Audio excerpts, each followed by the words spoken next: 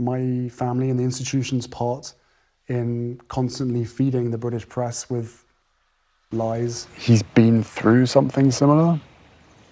He knows what pain feels like. Freedom, happiness, clarity, space. A man who says one night in Paris shaped his life took a deal with the platform that retells nights like that for millions. He calls it control and purpose. Critics call it commerce in royal packaging. The doc promised candor. The reaction tallied contradictions. The memoir counted numbers. The blowback counted consequences.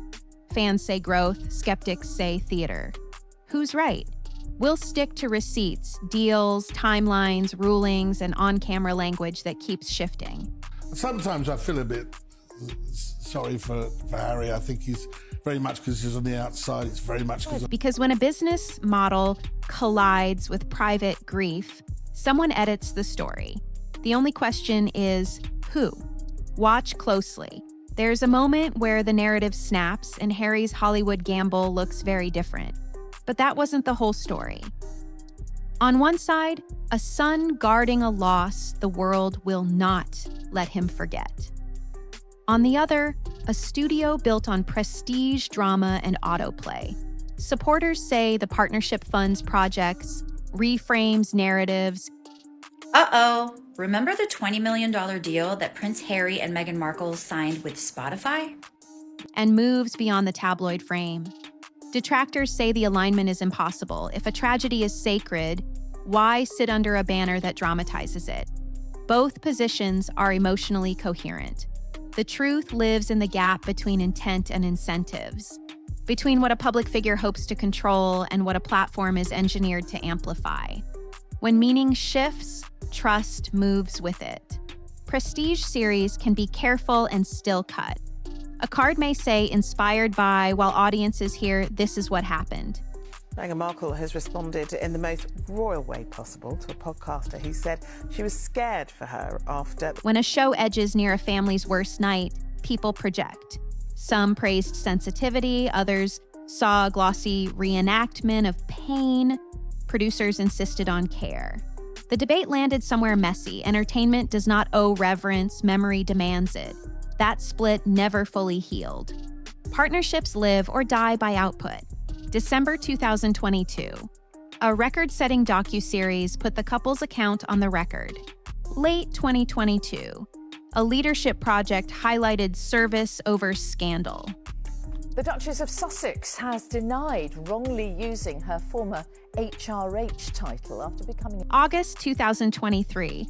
A veterans-focused series braided trauma, teamwork, and medals. 2024 to 2025. Lifestyle and sport entered the slate. Polo clips, gardens, travel, home. Defenders called this range less grievance, more craft. Critics called it repackaging, softer lighting, same gravitational pull. Both can be true. A brand can diversify while still orbiting the palace it left. The only verdict that matters is whether each project stands on its own. So what's in a name and a title? So the royal family takes titles very seriously, right? Like who gets one? Words arrange the battlefield. A 2021 podcast aside called Parts of America's Free Speech Culture bonkers, then walked back with context. In interviews, racism became unconscious bias. To some, nuance, to others, retreat. Then Spare, January 2023, added heat, a passage that referenced 25 enemy combatants and a metaphor of chess pieces removed from a board. Veterans criticized the framing. Harry later said media twisted it. You guys, Meghan is the hero that we did not know we needed, okay? She heard that in just like... That he described emotional detachment, not bragging. The clarifications didn't close the file. They multiplied think pieces. Cases about intrusion and unlawful news gathering run on paper, not vibes. Call logs, invoices, edits nobody planned to see. In December 2023, the High Court found elements of unlawful information gathering at Mirror Group and awarded damages. Other fights remain live with disclosure orders and appeals extending into 2025. This is the Fast Five with Meghan Sussex. You talk about surprise and delight on the show with supporters see vindication of a critique of parts of the press. Critics see narrative control by lawsuit. The reality is drier. Each case turns on specific conduct, not anyone's reputation. Optics ignore nuance. The corridor photo becomes the headline. Audio arrived with blockbuster expectations and uneven execution. Partnership drama, format fatigue, a platform exit, and a relaunch under a different network. The pivot made strategic sense. What happens when a former royal sits down with one of television's most controversial hosts and everything goes spectacularly wrong? Fewer confessions, more builder-to-builder conversations. Second acts in podcasting can work if episodes deliver utility, not just proximity. But utility competes with spectacle. Without a viral tease or a personal reveal, the listen has to win on craft alone. Lifestyle is the safest high-wire act. Recipes, gardens, wellness, travel. Done well, it shows curiosity and range. Done poorly, it looks like brand armor. Curated domesticity as a firewall against controversy. To get more and more and more. Do you think that she doesn't understand that the interviews... Audiences can tell. Authenticity lives in the unscripted sliver. The failed plan, the unpolished skill, the laugh at the mess. If new seasons land with that texture, temperature drops. If they feel airbrushed, old labels return. You can't outproduce distrust, you can only outlast it with work that feels lived in. A platform owns the rails, creators own the carriage. Thumbnails, rollouts, recommendation loops, platform. Tone, topic, talent, creator. I've always thought it was quite ironic that Meghan's such a self-described feminist and she's droned on about it for her entire career. Friction shows up where grief and commerce collide. Platforms reward anticipation and spectacle. Grief is jagged and slow. You can sign clauses about creative control, but once a show enters the system optimizes. The only defense is editorial restraint. What you refuse to film, what you don't tease, what you leave off camera, that restraint never trends, it just prevents the week-long storm. A renewal reads as confidence, pipeline working, audience present. Jasmine M. wants to know the current opinion that the UK general public has of Prince Harry and Meghan Markle. It also reads as a second referendum. Fans call it proof, skeptics call it leverage for packaging pain. Practically, it's simple. If the next slate delivers, people talk about craft. If it stumbles, contradiction headlines write themselves. Good episodes quiet noise.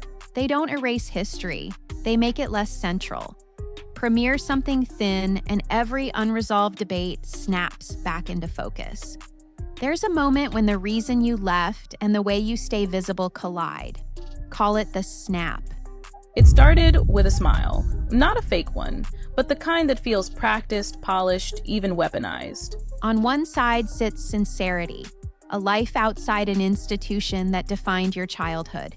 On the other sits commerce, trailers, talkers, thumbnails timed for lift. If projects leave space for the first without feeding the second too hungrily, balance holds. If not, the audience feels the seam, a remembrance post sharing the week with a sizzle reel. A privacy plea packaged inside a global campaign. Explanations don't fix that. If you look on my YouTube channel, a year or two ago, I did a journey on Meghan Markle, and she told me that only different choices do. Smaller promos, gentler arcs, fewer moments that dare the internet to misread them. The harshest critics reduce every move to hypocrisy and ignore the obvious. People change. The loudest loyalists bless every move as growth and ignore the profit motive embedded in platforms. The safer road is unglamorous.